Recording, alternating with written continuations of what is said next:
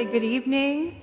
Thank you for coming. The weather was not what we wanted for today's presentation, but thankfully it cooperated and it's not too bad outside now. So again, thank you all for coming. My name is Kavita Dhanwada, and it is my privilege to serve as the founding dean of the New York Presbyterian Iona School of Health Sciences. This is our third installment of our Symposium on Health and Well-Being. Can't believe it. It seems like it was just the first, just a little while ago. So very excited about this. So this evening, we are very honored to welcome esteemed colleagues from New York Presbyterian as they lead an important discussion on interprofessional collaborative practice, a practitioner's perspective. So our focus tonight is on the vital role of interprofessional education and collaborative practice in shaping the future of healthcare. As many of you know, and we will explore further tonight, that collaboration across healthcare disciplines is essential for improving patient outcomes, fostering teamwork, and improving our healthcare system. So our wonderful group of panelists will review a case and discuss how the patient's care can be optimized through the collaborative practices of the healthcare team. However, to begin tonight's presentation, we are especially fortunate to have with us Ms. Wilhelmina Manzano, Group Senior Vice President and Chief Nursing Executive at New York Presbyterian. Ms. Manzano is a highly respected leader in healthcare, bringing extensive expertise in nursing leadership, professional development, and healthcare administration. As the System Chief Nursing Executive, she sets the vision and strategic direction for nursing across NYP. So throughout her distinguished career, Ms. Manzano has been a champion in leadership development and mentorship. She has served as president and vice president of the American Nurses Foundation and has played a key role in coaching and mentoring nurses, physicians, and healthcare administrators. Her dedication to advancing the profession is reflected in her leadership roles with American Nurses Association Mentorship Program and the American Hospital Association Next Generation Leadership Fellowship. So Ms. Manzano holds a Bachelor of Science in Nursing, a master's degree in Nursing Administration, and a postgraduate certificate in Human Resources from NYU. She is a fellow of both the American Academy of Nursing and New York Academy of Medicine. So her insights this evening will provide us with a deeper understanding of how interprofessional collaboration enhances communication, fosters mutual respect among healthcare professionals, and ultimately leads to better patient care. So it is truly an honor to have her with us tonight. So please join me in welcoming Ms. Wilhelmina Manzano to the podium. I really don't know what to say after that introduction because my speech is shorter than that bio. So welcome everybody and good evening. Thank you for being here tonight. One of the things I do very well is to delegate, and so I delegated my role to Krista to moderate the panel today. So it's really great to see many of you here. Show of hands, how many of you are nurses? A large group of you. And where do you plan to work when you finish? See me after the meeting. So pretty much what I wanted to say, Kavita covered. At the heart of what we do in hospitals and healthcare is taking care of patients. And these things don't happen in a vacuum. There are many, many players, many, many wheels that are working together to make it happen. And at the center of that is your patient. Patient is the compass, and as we look at diagrams of different individuals working together, sometimes I look at these models and I question, where is the patient in all of this? So the patient is at the center of every decision that we make, and that's something that you're going to see as we talk about a case study tonight. Kavita mentioned this, interprofessional collaboration and coordination of care is not something that is just sexy to do or good to do, but it really sets the tone for patient safety, improving patient outcomes, and making sure that there is great continuity of care. What's the fail-safe position when patients leave the care of these professionals once they leave the hospitals? And you're going to hear a lot about that also. It's not just about improving efficiency. It helps with shortening hospital stays, which all hospitals are very focused on. Improving that is doesn't happen in a vacuum. The group, the team sets the tone for that. And again, every care plan, every decision that is made, we need to make sure that we understand what the patient and sometimes the family hope for. So today we're really proud to showcase this wonderful team. Many of them I know, I've worked with before, and you're going to hear their perspective as they talk about a particular case study that we see every day, day in, day out in our healthcare system. So thank you again for joining all of us tonight, and I will turn it over to Krista Kleinschmidt, and she's the Chief Nursing Officer at NewYork Presbyterian Allen Hospital. So Krista, it's all yours. Good evening, everyone, and thank you for joining us here. Thank you for hosting. Kavita, Willie, thank you so much for your comments. It's an honor to be here with all of you this evening, and I would first like to introduce our panel. So, as Willie mentioned, Krista Kleinschmidt, the Vice President and Chief Nursing Officer at Allen and for our Ambulatory Care Network West.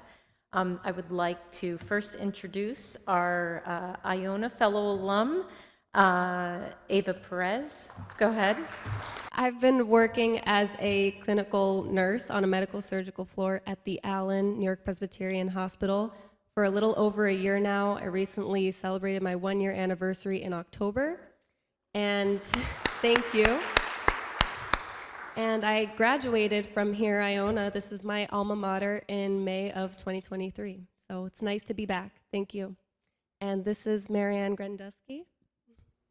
Hi, everyone. My name is Marianne Grandusky. I am the Chief Physician Assistant of Oncology and Palliative Care at New York Presbyterian Columbia. I've been at NYP for the last 12 years and have been a practicing physician assistant for over 25 years. And I'm very excited to be here with all of you. Thank you. Good evening, everyone. My name is Donna Tinling-Solage. I am a nurse by discipline. My role at NYP is the Director of Care Coordination and Social Work for the 3 Uptown campuses, Milstein, Allen Hospital, and Morgan Stanley Children's. My team is comprised of RN care managers and social workers. I graduated nursing school in 1989 from 6 years of experience, and I've been at NYP for about a little over 26 years. Hi, everyone. My name is Brittany Shin. I am the Assistant Head Occupational Therapist on the Inpatient Rehab Unit at Columbia. Yay. I have been a therapist for almost 10 years next month, and I have been at NYP for the entire 10 years on the rehab unit.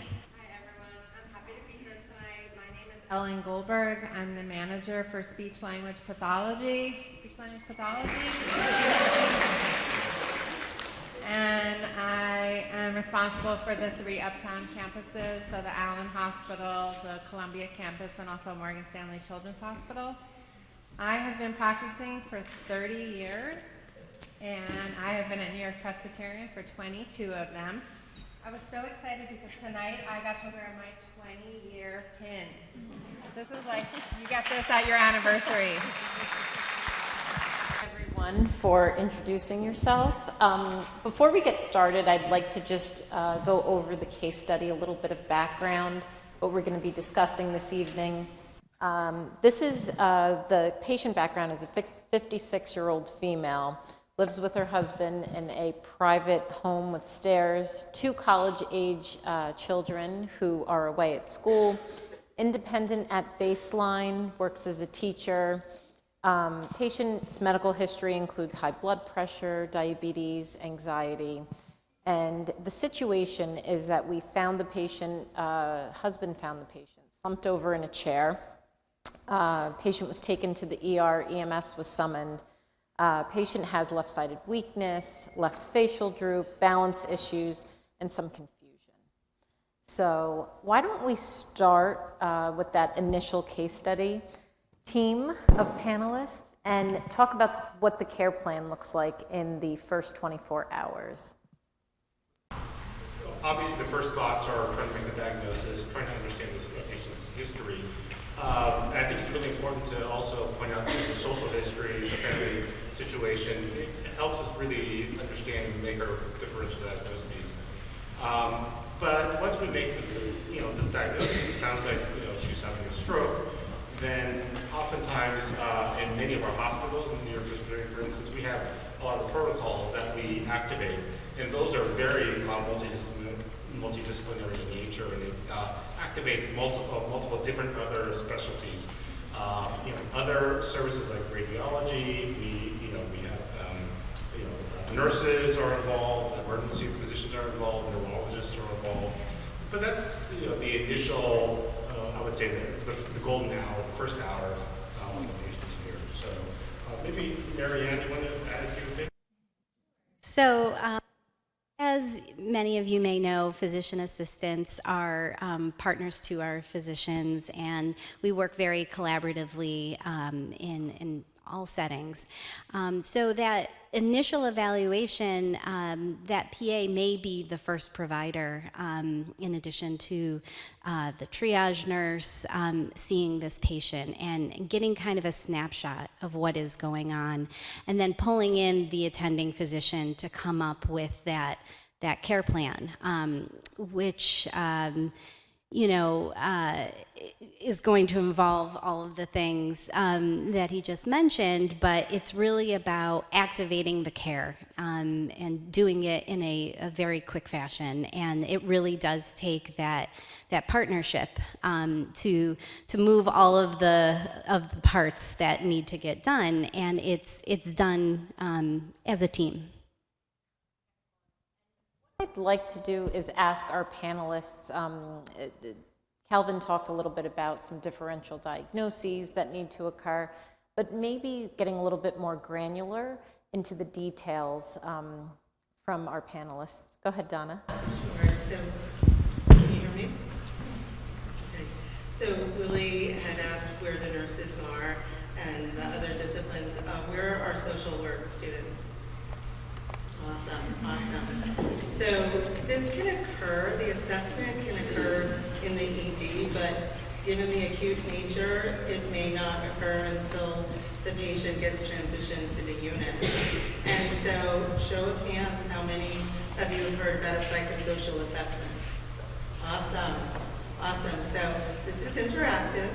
So what are some of the things that are in a psychosocial assessment, especially given the case that Krista just mentioned? Yes.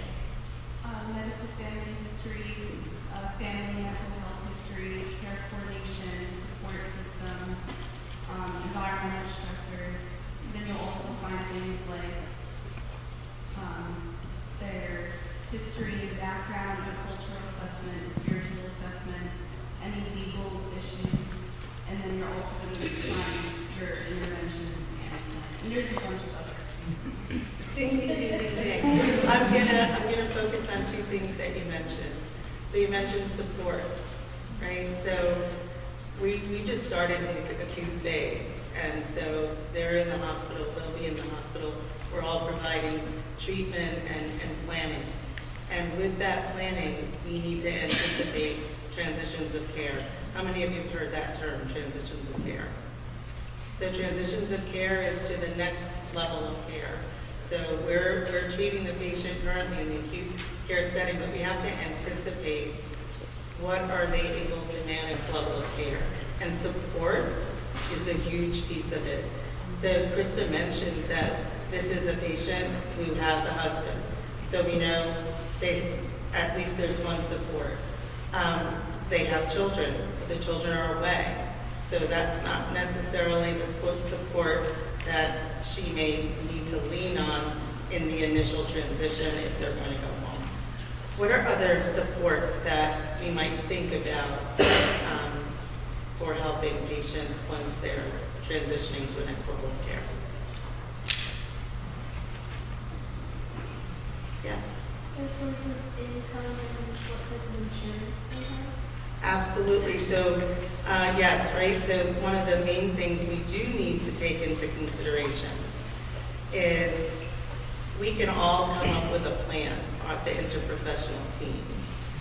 And a lot of times the RN care manager or the social worker has to let the other members of the team understand what the limitations may be. So this is a patient that is working and has coverage.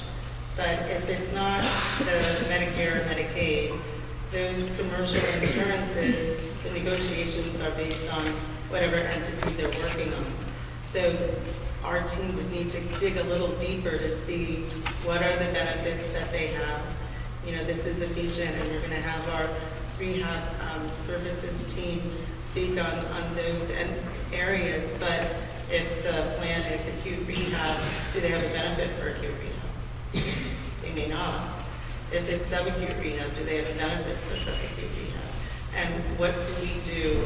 And this is the information that the entire team needs to be aware of, because if they don't, then we're going to need to pivot. Right? Someone else mentioned the social determinants of health, I think. So those are the things we also need to take into consideration. Krista mentioned that they live in a private home. If it was a different patient, do they have a home to live? Do they have, you know, food insecurity? Are they able to pay their bills? And you bet insurance and financial, fiscal issues are definitely in here. So typically when the patient then gets to the floor, there's an order for both PT and OT, and speech if it's warranted. So as an occupational therapist, we're going in and we're doing our initial assessments. So we're taking into consideration the patient's home environment structurally, as well as what Donna was saying as far as like the family supports. But we're looking at, okay, are there steps to get in? Is the bathroom on the second floor? Do they have a first floor setup? Where are the bedrooms? How high or low are the beds? Do they have any adaptive equipment at home that would allow them to be able to shower seated or have bars to get in and out of their shower? Is it a walk-in or is it a tub? So these are all things that we're thinking about when we go in to do our initial assessment. And then what we typically would do is we do a basic activities of daily living assessment where we have the patient participate in as many activities as they can in a short period of time, typically about 30 minutes. We see if we can get them dressed. We see how they do navigating in and out of the bathroom. In this particular instance, my guess is that the patient would need help with all of those things. It sounds like she has one-sided weakness. It sounds like she has balance deficits. So we would kind of be assessing all of those things. And while doing that, we would also be looking, can she follow directions? Does she have any trouble maintaining her attention? Can she remember the cues I'm giving her? Those types of things. And then the physical therapist and occupational therapist and speech will get together and discuss where we think is the best discharge plan for that patient in that moment, knowing very well that it might change depending on their presentation and how long they're on the acute side.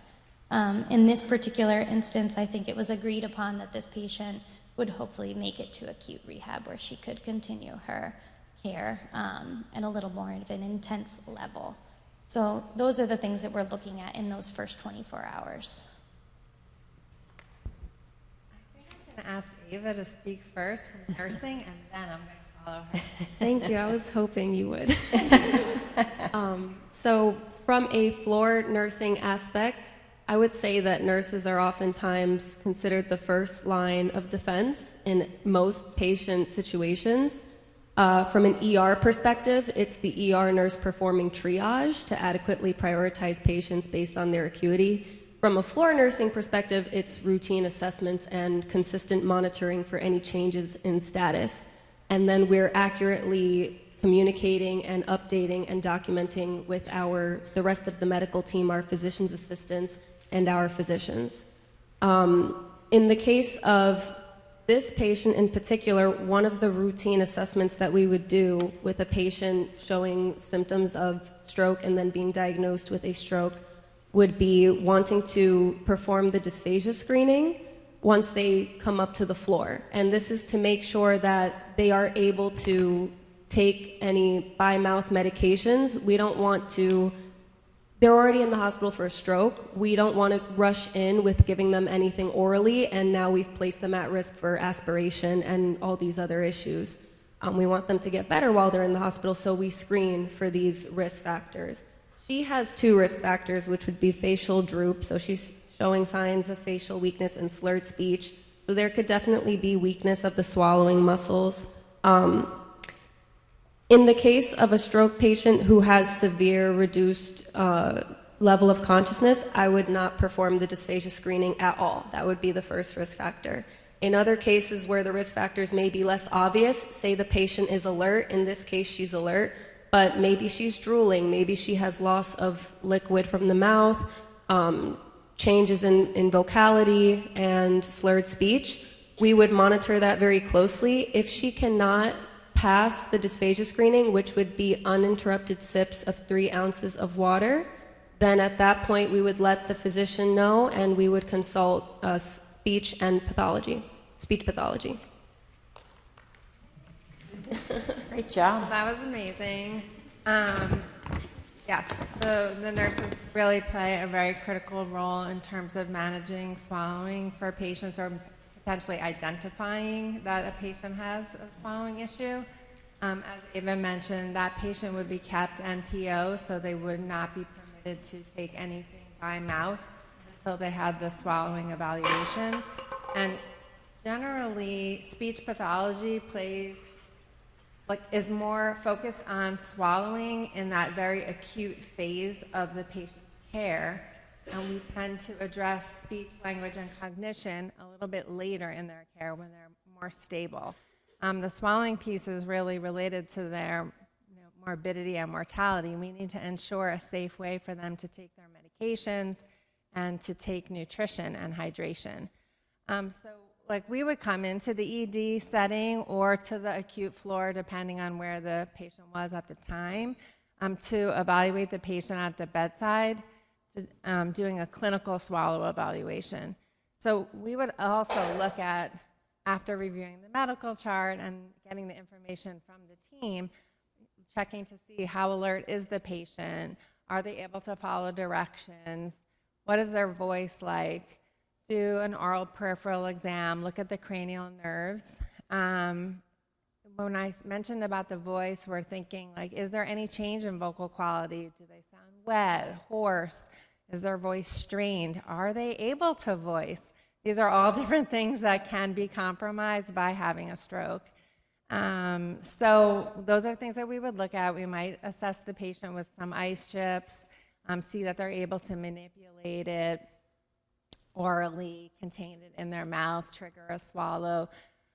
Depending on how the patient looks, we might go to sips of water and even onto something like puree or solids, all depending on their presentation. If the patient is having overt signs of dysphagia, can anyone tell us what overt signs of dysphagia might be? Swallowing difficulty, speech pathology folks?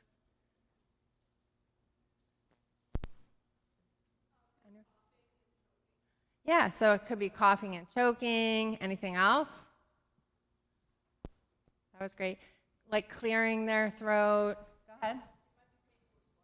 It could be painful to swallow. They might feel like they have something sticking in their throat.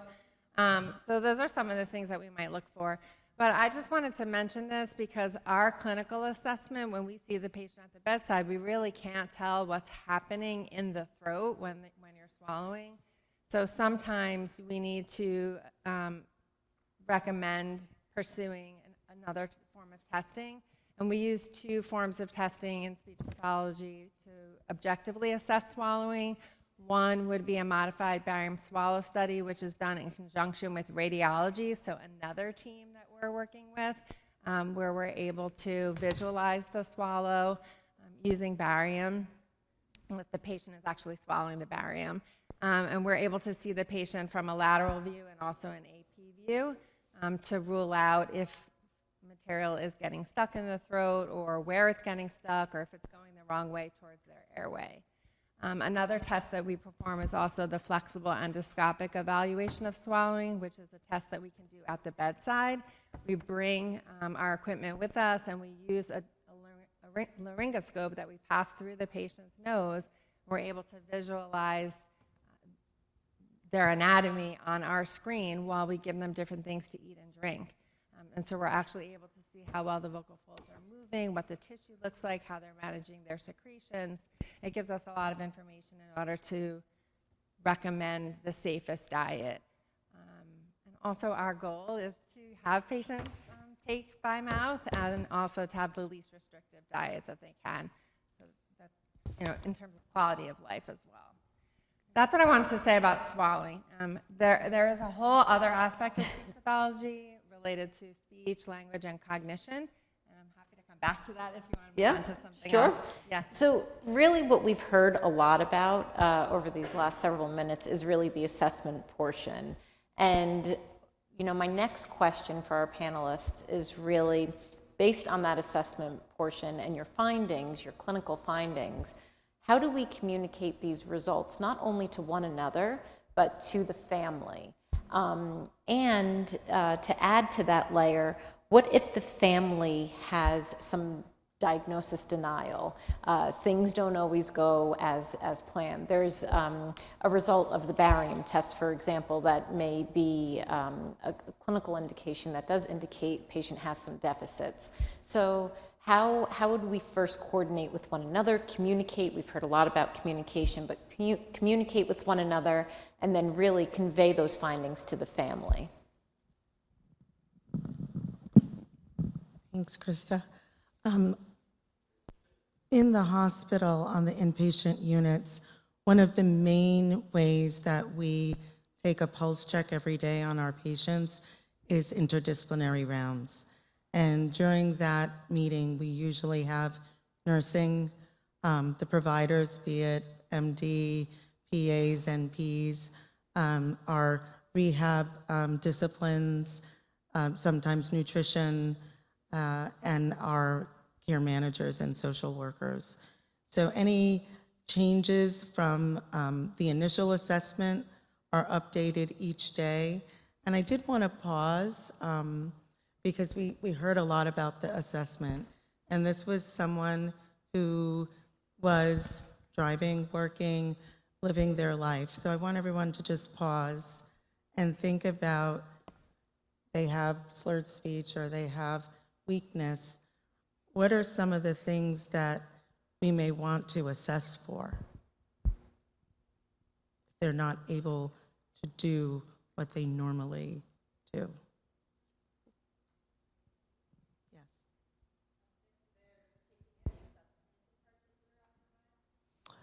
So yes, absolutely, we do include that in our assessments. Yes.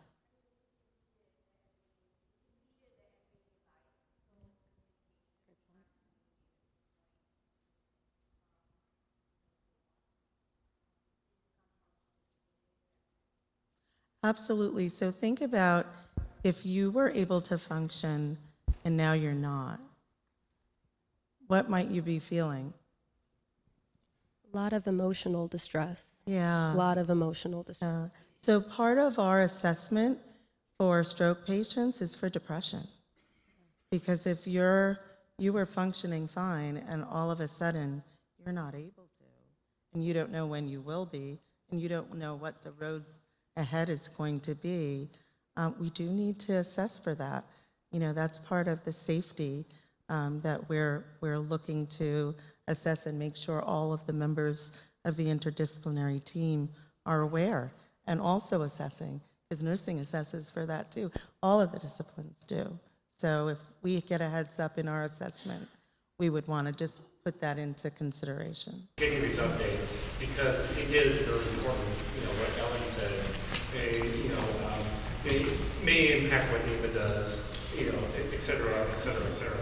And I think also as, you know, as providers, you know, part of what we have to do is collate all this information and figure out a way to get back to your question, how do we communicate this? You know, that's a really challenging job. And you know, these are soft skills that many of this complex information in words or concepts that that a person or family member can understand, right? And we have to tailor it to their education level, their cultural background, their religious beliefs. And there's no magic sauce to this. It really is a lot of just listening and sort of putting all the pieces together and trying to give a picture. Mary, I just wanted to add that you know, this day in an age where technology is very dominant in the way we communicate. I started as a PA when we wrote in charts and spoke to people, but a lot of what I do when onboarding our PAs is, you know, part of their morning routine, yes, will be looking at the computer, looking at the vitals, looking what's been written in the chart, but that every part of their morning rounding should include touching base with that primary nurse. Because as Ava said, the nurse sees it first, they know. And so that's part of the routine. We can't lose sight of that face-to-face interaction with our care team. And so, you know, as a provider, I really place a lot of importance in speaking to the nurse as part of my fact-finding mission when I come in the morning and learn about my patients. And even you know, pulling them with me and saying, hey, can we go see the patient now if there was a change?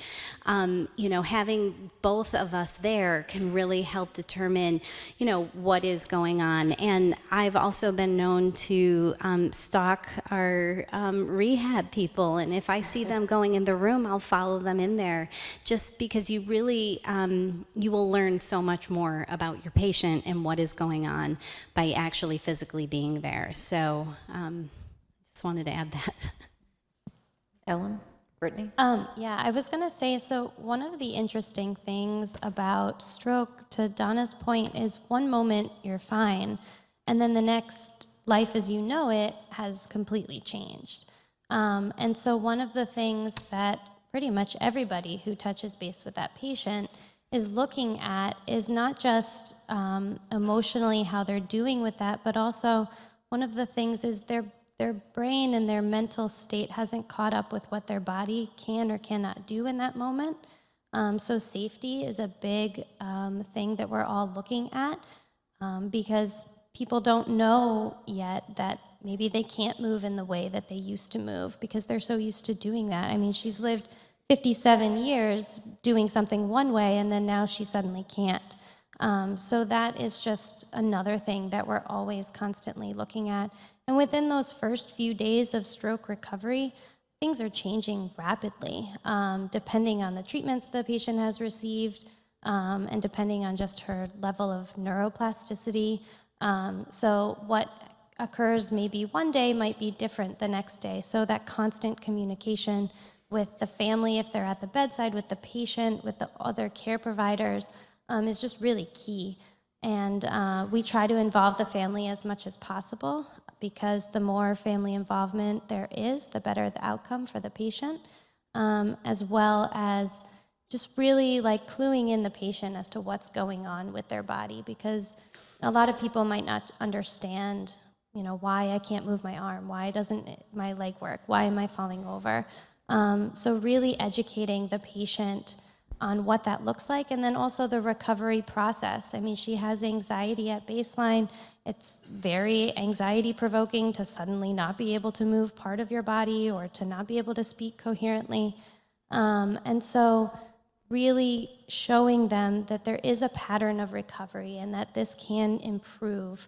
We might not know exactly the end result, but there is a constant improvement happening. Goes a long way, especially in the beginning when things are so acute.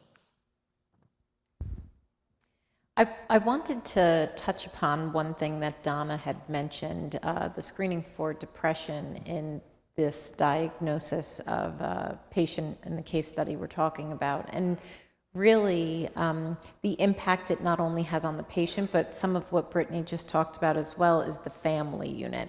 And what support are we offering, or do we frequently offer to our families to help them through the process so that the patient, the family unit is supported? Absolutely. So obviously our social work team are the experts in providing that counseling both to the patient and to their family members. This is a huge adjustment in their life. One of the things actually that Willie said that I wanted to just highlight is, all of the members of the interdisciplinary team do their assessment, their ongoing assessment, and we can formulate the best laid plan. But really, the patient is at the center.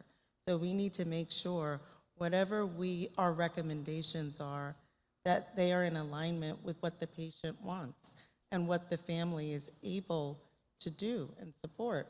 They have a spouse and the spouse is working. We need to think about some other ways that that person can have support. How are they going to get to appointments? How are they going to get to their therapy? Again, in the hospital, our team can provide that ongoing counseling and support. We also refer them to outpatient resources for follow-up. And again, I think there was another person who had mentioned about coverage and financial support. So some people can pay out of pocket, some things are free. So we need to make sure that we meet the patient and family based on their needs. I agree with everything that's being said.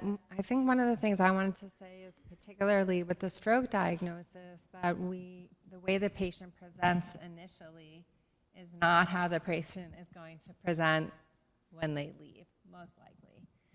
And so that is also important for our families to understand that the patient's presentation is going to change. So providing education around stroke and what to expect from the different treatments is one way that we can also engage the families and the patient. One aspect of our evaluation every time when we're seeing the patient is finding out what is the patient's goal. And what they say the first day may also not be what they're saying the next time.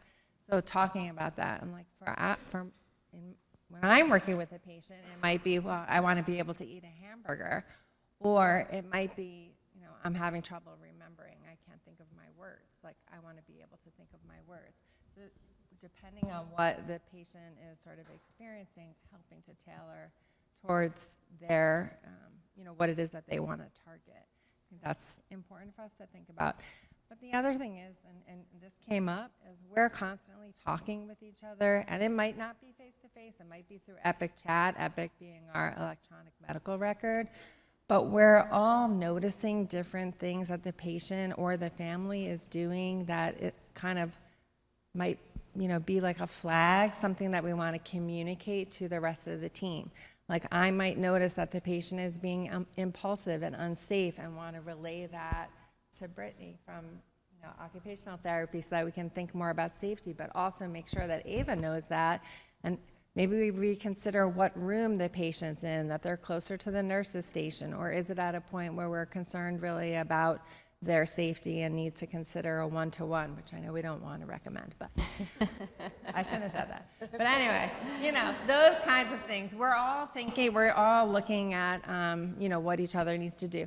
If the patient's having trouble remembering things, that might be something that speech pathology works on as well as occupational therapy. But we have to think about it in the bigger picture. Is this patient going to be able to remember to take their medications? And all of those things play a role into that next level of care, the supports that the patient needs, and where we're going with their treatment. David, did you want to say something? Thank you. One thing I wanted to add to that, and these were all really amazing points that were made, was just like it was mentioned that the patient is at the center of the care plan the entire time, so is their family, anyone who is a caregiver or a support person in their life.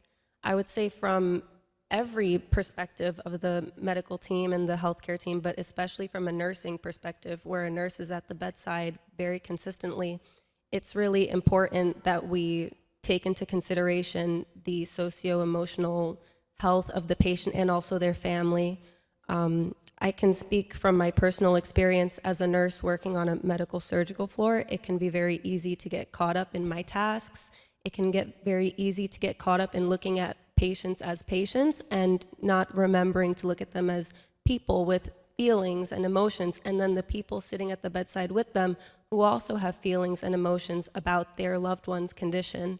And so it's important to also slow down, and when you're giving education, when you're giving care, when you're talking to them, try not to do it from a healthcare approach necessarily, but more so from a humanizing approach, and to really tailor your speech to that, and also to keep in mind how your words and also your actions may affect their socio-emotional well-being. I'll just add one thing. Ava, I loved everything that you just said, but what it makes me think of is we really need to listen. A lot of times it's very easy to go in with your own agenda of what you intend to do for the session or what you think that the patient needs. But we really need to listen to what is happening with the patient, with the family, and consider that. Just want to add one thing as well. When we go in to speak to patients, if at all possible, don't stand. Meet them where they are. It just kind of, breaks down those barriers because we're already either in lab coats or, have whatever titles behind our name, and they're scared and they don't know what's next and they are counting on us. Make that conversation as easy for them as possible.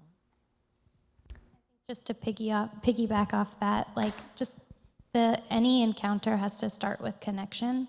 And so connecting with the patient and using your therapeutic use of self and all of your own emotional training to connect with this individual, it goes a long way in that individual trusting you. We are some of the first people to mobilize a patient, and we are mobilizing them with new weakness, and they don't necessarily trust their own bodies. So for us to come in, and me, all 5 foot of myself, coming in and saying, yes, I will lift you, and the patient looks at me and says, you're going to do what now? But establishing that trust and connection with that patient goes a long way when then you say, trust me, I've got you, and I can move you from point A to point B to get you out of this bed or do whatever it is we have to do. They will listen to you, and they will entrust what you say if you can make that connection. And what I'm hearing from our panel, speaking of listening, is really going through assessment and coordination, interdisciplinary coordination and communication, is that it takes a village, it takes an entire team, and some of what Ava mentioned before about and some of what our other panelists mentioned about being task-focused. And this is why it's so integral to have a multidisciplinary team with different perspectives and fresh perspectives, because something that, Ava may see in the room, Ellen may see differently, and Calvin could see differently. And that's why it really does take an entire team to, again, render care to the patient, get them back to their functional best, and also support our families. I would like to ask the audience now for any questions you may have for our panelists, for our team, to build upon some of the dialogue we've experienced so far tonight.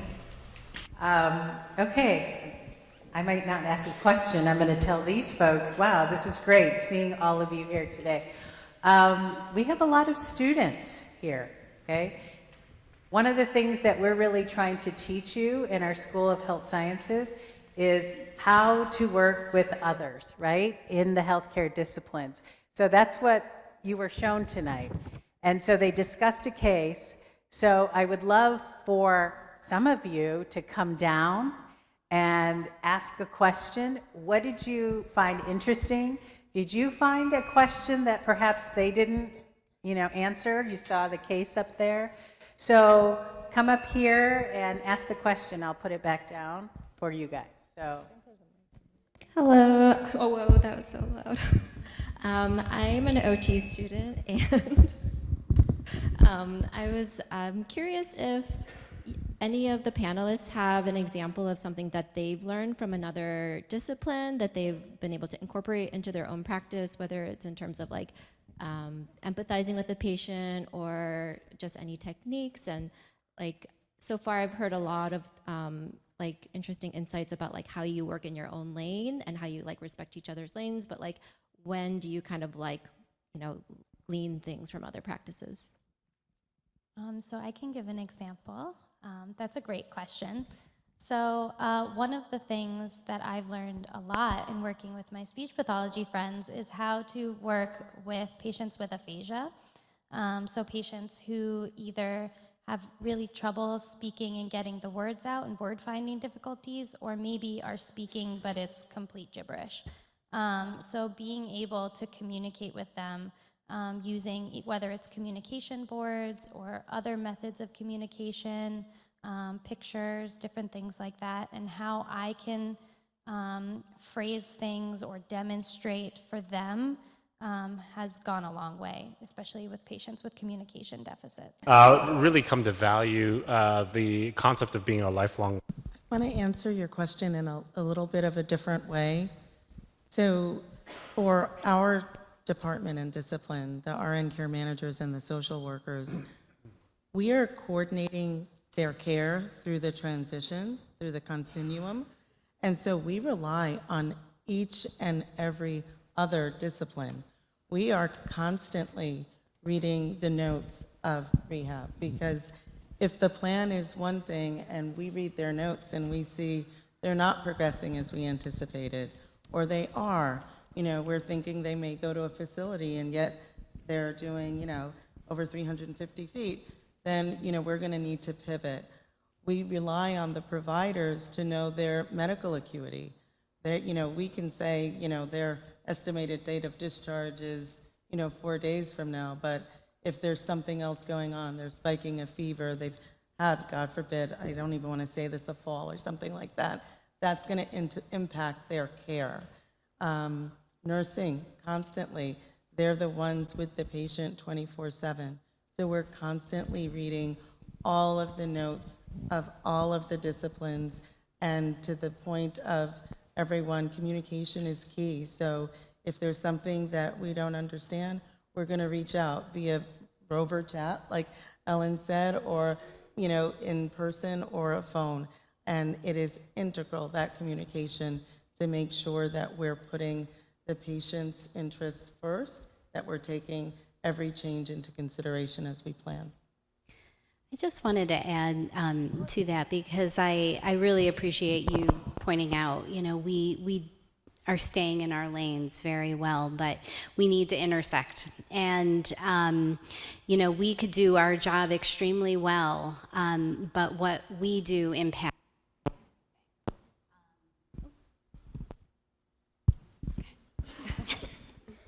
Thank you. So this is a very important fact, and one of the things that we do on our units in oncology is all of my new hire PAs spend an afternoon or a morning with their nursing colleagues.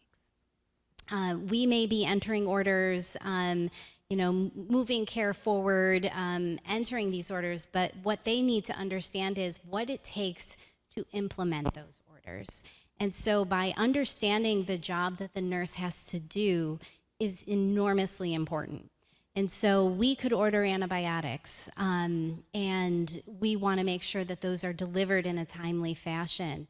Well, then I want those PAs understanding what does it take for the nurse to then, recognize the order, make sure pharmacy has the order, make sure that the pharmacy delivers that antibiotic, and what is the process to hang those antibiotics and get that to the patient. And so what we have found is an understanding of one another's jobs has made care more seamless, and it also makes you very understanding. We call it a walk in their shoes.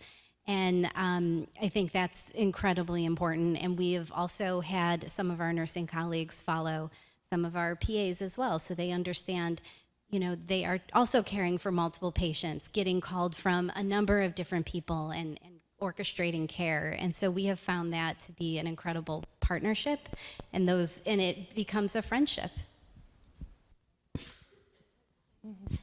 I agree with everything that you said, Marianne. That was great. And I'd just like to say that I, as a nurse, I feel I would be nothing without the other disciplines that I work with on a daily basis. They really forge the path and really guide how I continue my practice in taking care of patients. And it is so wonderful and assuring to know that anytime I may have a question about what I need to do when I'm caring for those people, that I can turn to them at any time, whether it's helping someone get out of bed to walk to the bathroom and I can ask OT and PT those questions, whether it's needing to know if a patient's cough is something minor or a sign of aspiration and I can turn to SLP for that. Anytime there's a change in status that I can refer to my nurse practitioners, my physician's assistants, and my physicians, they really guide my care, and I don't think nurses would be anywhere without them. Likewise, they wouldn't be anywhere without nurses. We really need each other.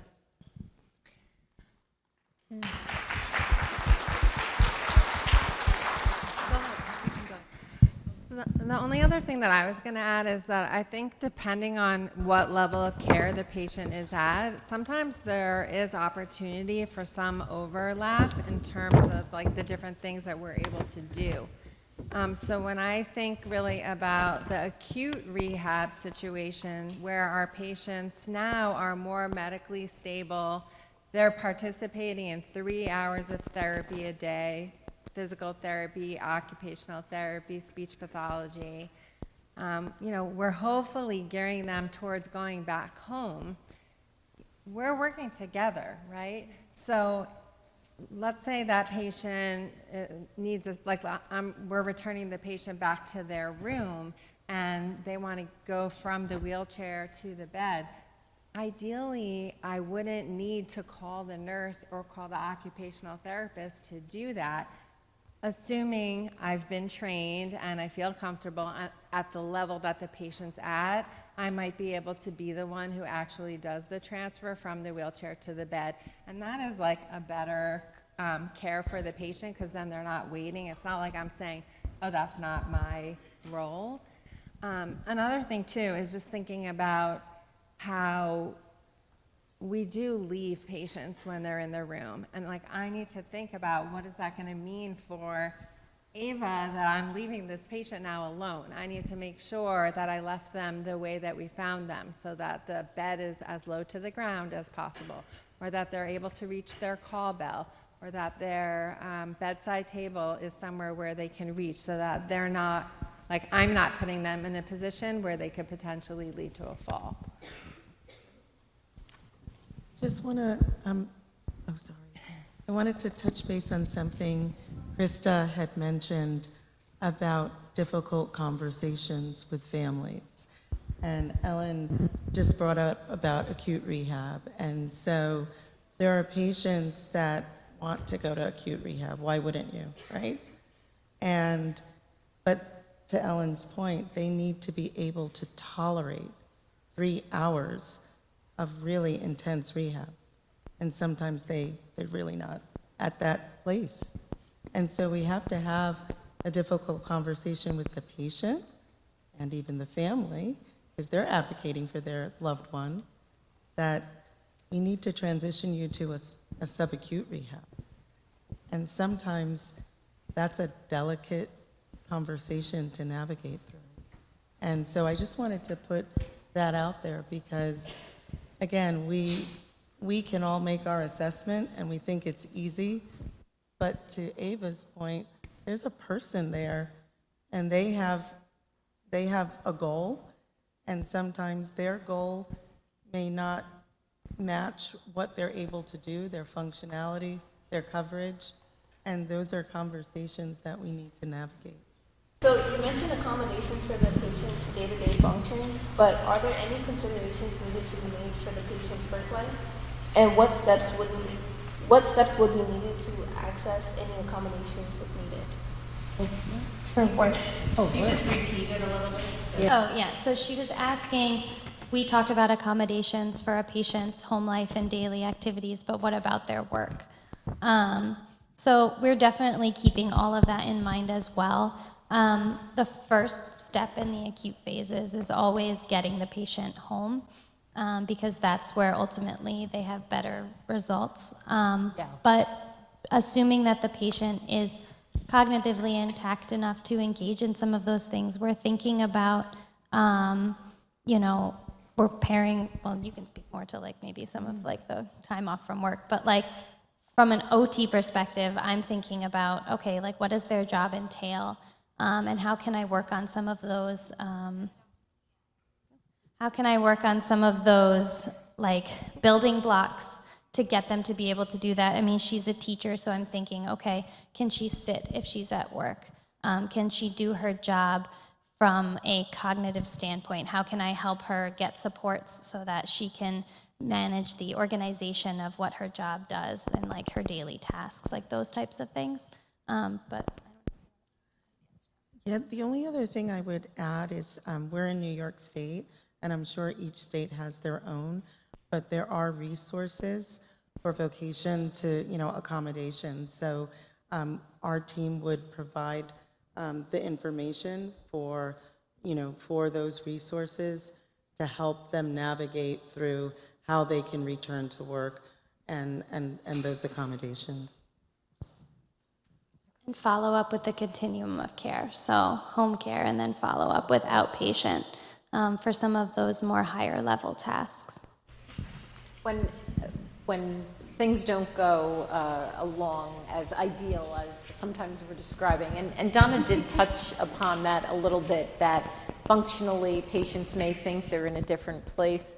I think Marianne and Calvin might want to take that one. They may experience adverse events of the medications, the treatments, right? So sometimes you hear about it, your loved one may end up going to an intensive care unit, right? And that's a setback. How do we deal with those expectations? How do we deal with this? I wish this was happening, but this is the truth. This is the reality. And those require a lot of conversation and a lot of listening. And it requires also bringing in the information from my teammates here. What does this actually mean? And I think that's the sort of similar model at all stages, right? So even, when the patient hopefully gets better out of the ICU, onto the regular floor, out of the hospital to rehab, we will inevitably run into little hiccups, bumps in the road. And I think the best way is really listening, having these conversations, and understanding what it means to them. And I think that's a really important skill. Explain this to me. Why is this important to you? How does this affect your life? There's no way for me to really know unless they can explain it. So I think the most important thing is just approach it with an open mind and really listen. Like you said, Krista. I agree with Calvin completely, and I think that we are all here, clinical disciplines that we, tap each other every day, and we have a lot of other departments and entities throughout the hospital that we can also tap when things don't always go how we would like, right? So initially, if it's a clinical scenario, we may do a family meeting with the patient, their family, and all members of the interdisciplinary team. That's the ideal, right, first step. If things don't go as we would anticipate with the family and the patient, we have to take some other considerations into account. So is it, are the decisions that they're making, because we're going to link this to patients' rights, right? Everybody has the right to make decisions, even though we may not like those decisions, right? So when we need to outweigh the benefits. So there are times we may bring in ethics if it's something that we're questioning. There's times we bring in legal. There's times that we bring in outside counsel.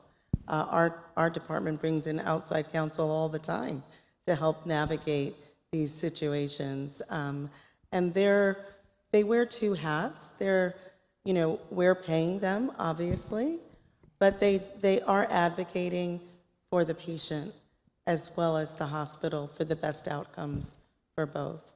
So there's a lot of different departments and disciplines that we can tap into when it comes into insurance, things not being covered. We have a managed care department that we can escalate to and escalate on the payer side as well to make sure things, can be negotiated, if possible. So I think, in addition to the interprofessional clinical team, there are so many supports within the healthcare system to help us navigate through these difficult or challenging situations.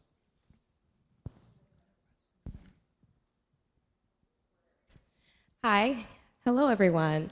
Thank you all for coming out tonight. I just wanted to say thank you all for your insight, and you guys are all very insightful about the case study, and we appreciate your critical thinking. My name is Molly. I'm a nursing student. I'm in my senior year. And the question I wanted to ask for you guys tonight is, what would the caregiver education plan look like for this patient, for her husband in particular, for her husband, and around mobility assistance, medication management, and monitoring for complications post-stroke?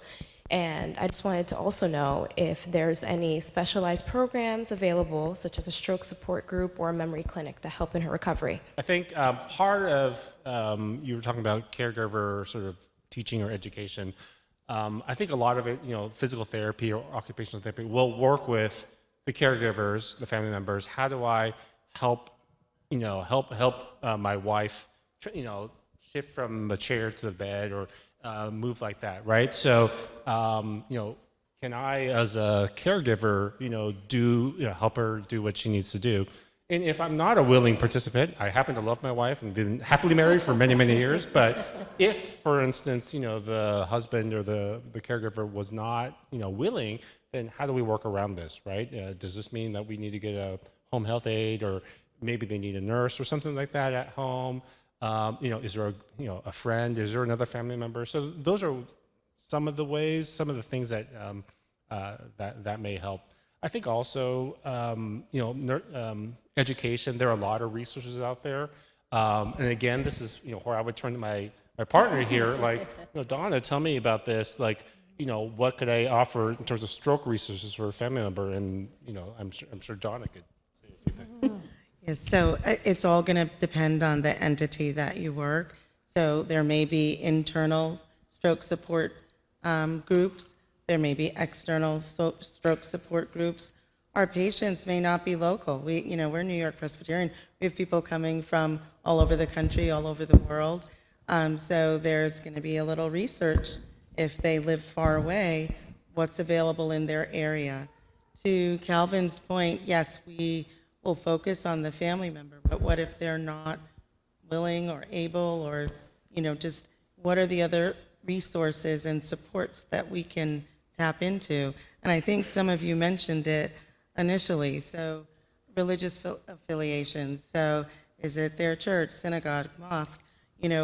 What are their other supports? Are there friends and other entities willing to support this family unit with the care?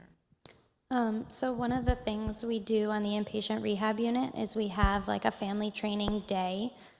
Typically, we like it to occur earlier in the stay so that if there are those barriers where the family does not feel comfortable taking the patient home, then we can provide those services early on and try to pivot and change what our plan looks like. But typically, the family member would come in the morning and they spend the entire day with us. So they go to all the therapy sessions. They engage with the nursing staff as far as like specific medications. There's education from our doctors on what is a stroke, what potentially caused this stroke, how to prevent another one. So it's a really comprehensive day. And the family member can then carry over the things we have taught them during the session for the hours that they're not in the therapy session. So then they're the person bringing the patient to the bathroom, they're the one doing the shower, they're the one doing all of those things so that they really can do that in a safe environment with supports around them before they go home, assuming that they feel comfortable then doing that. We might also provide written information to the families using our discharge envelopes so that they have stuff that they can take away with them at home and be able to look back at. On the inpatient rehab unit, we also have sessions, like the lunch and learn sessions that are available for patients and families to participate in and learn about different aspects. So like maybe if it was about diabetes or like something that's related to memory or something specific. But you mentioned about stroke support groups, and that's a great resource to offer.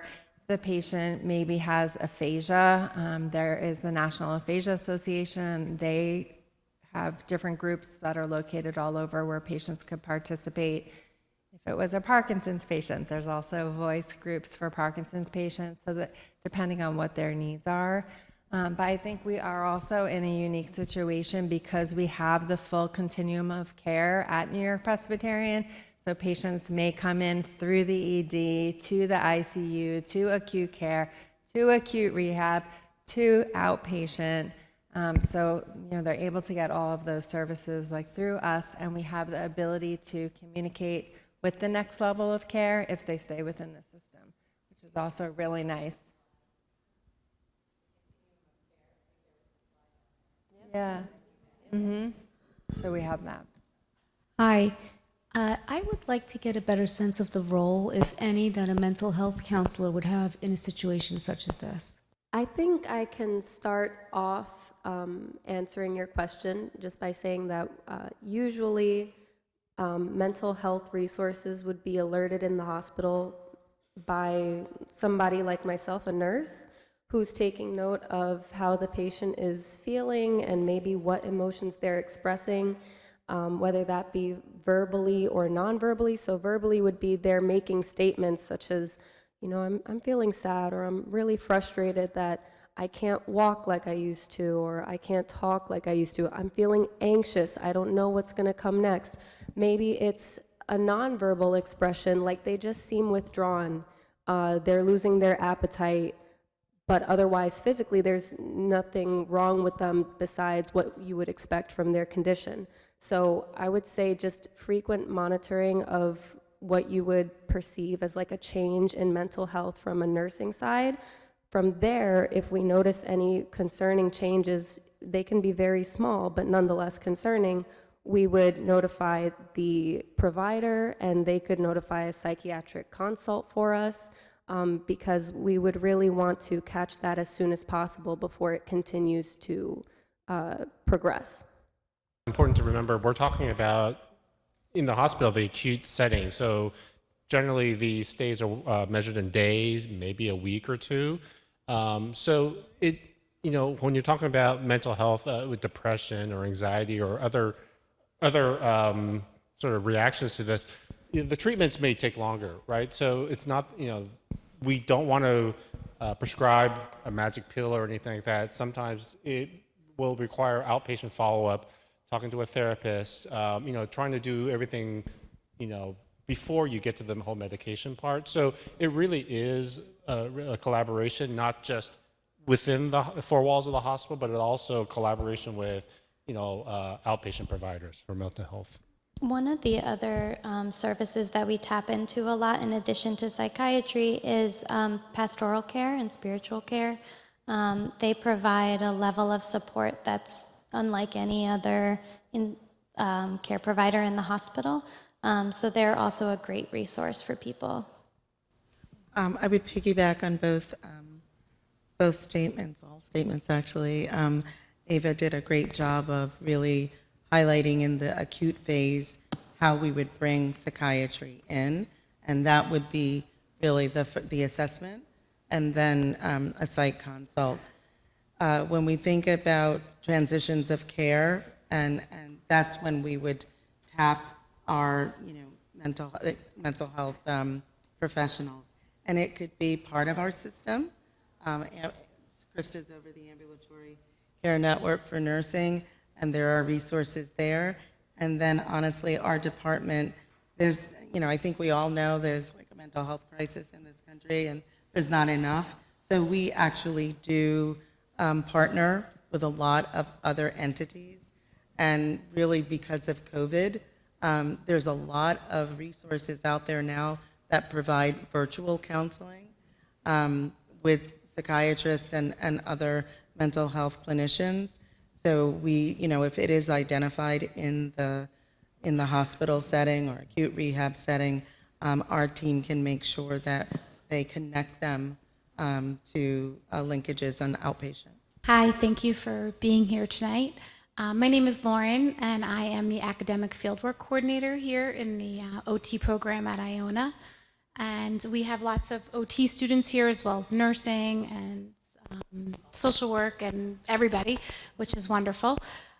My question would be, can you maybe share with us a little bit about the student experience with interprofessional collaboration at Iona here? That's really important and part of our curriculum. And so I'd love to hear from a clinical perspective how the students are able to engage in these opportunities for them.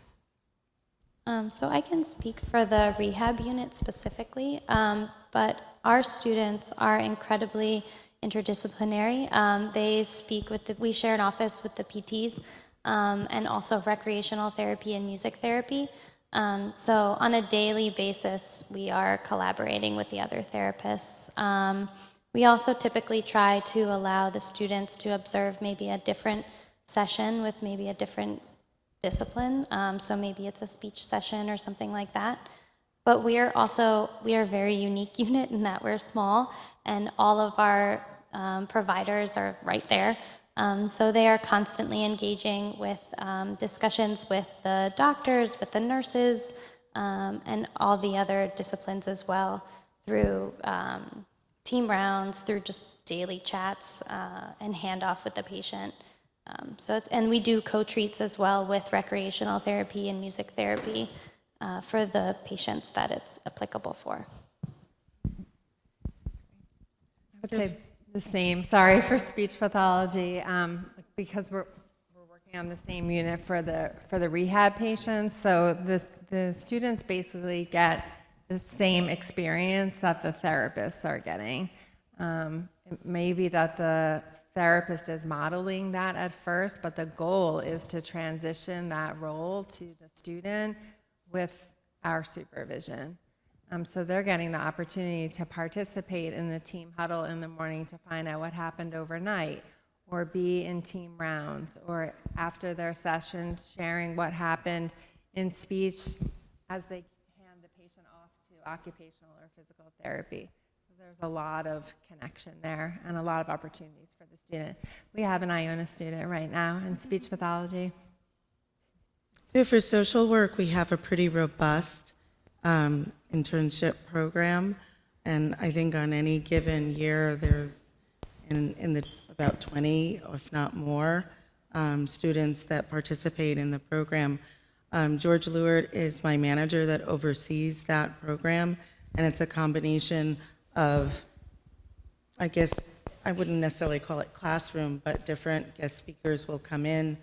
They're exposed to all different aspects of our scope. It can be outpatient through DOVE, domestic violence, and and they get placed with a social worker in our various campuses. So for us, it's either our Morgan Stanley Children's Hospital, our Allen Hospital, or our Milstein Hospital, and also in the outpatient areas. So they are paired with a social worker and get follow-up throughout. And it's a nice pipeline. Many of our student interns then come back to the NYP employees.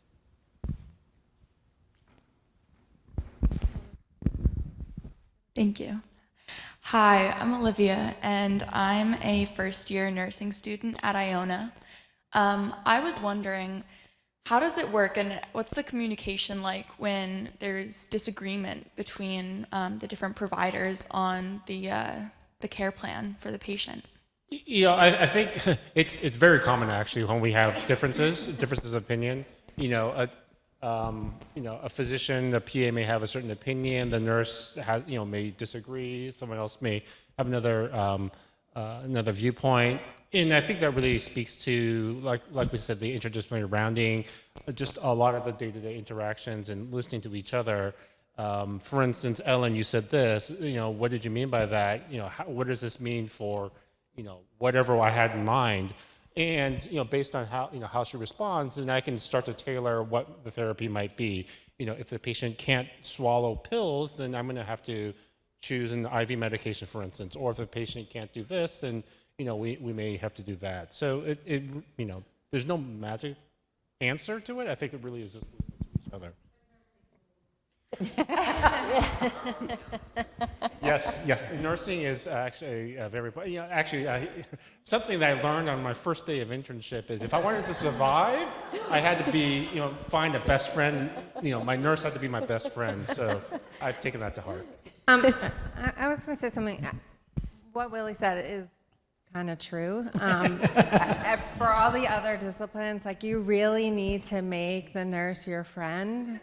And I'm not kidding. I'm very serious because that is your connection to the patient. Like Ava was saying, she's the one who's with the patient all day, knowing the subtle changes, the differences, the nuances from the family. And that is really going to help you. Information that you're getting from the nurse is also going to help you in terms of how you're managing the patient.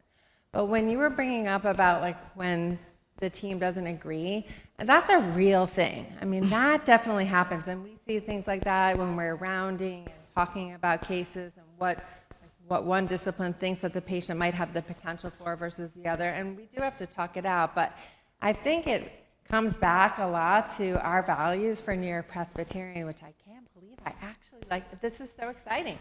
But I mean, our values are really about having respect for each other, communication, collaboration, and teamwork, instilling trust, and all of those things are really essential to coming together and finding the same page so that we can help move the patient forward, because we put patients first. I said all the taglines.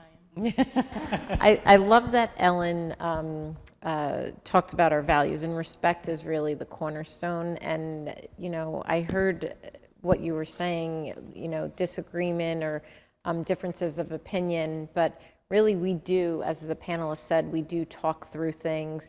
And really, I think goes back to something Calvin said earlier in the evening about, continuous learning and growing wiser. And each day we learn from one another.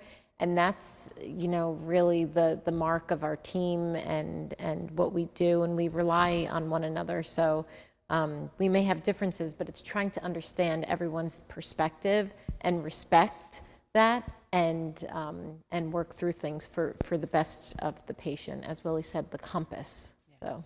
Hi, my name is Colleen. I'm one of the nurses in one of the campus.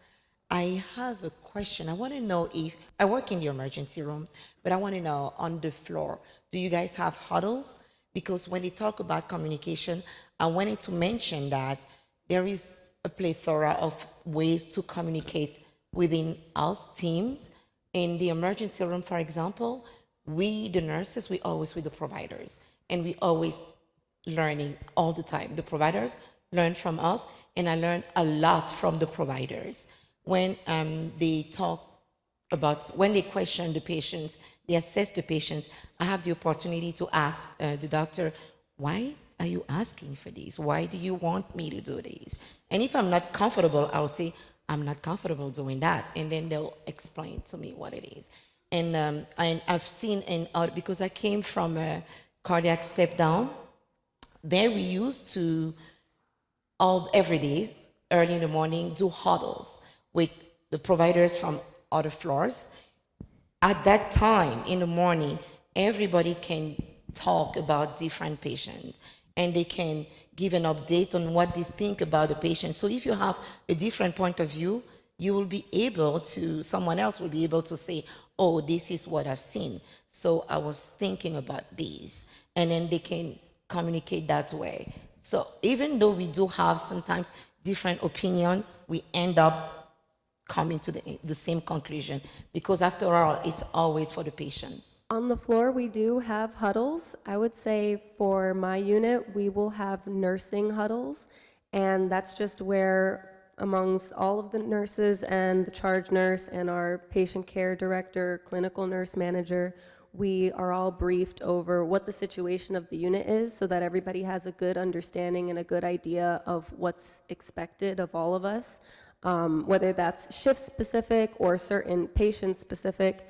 And then it really becomes interdisciplinary when we have rounds.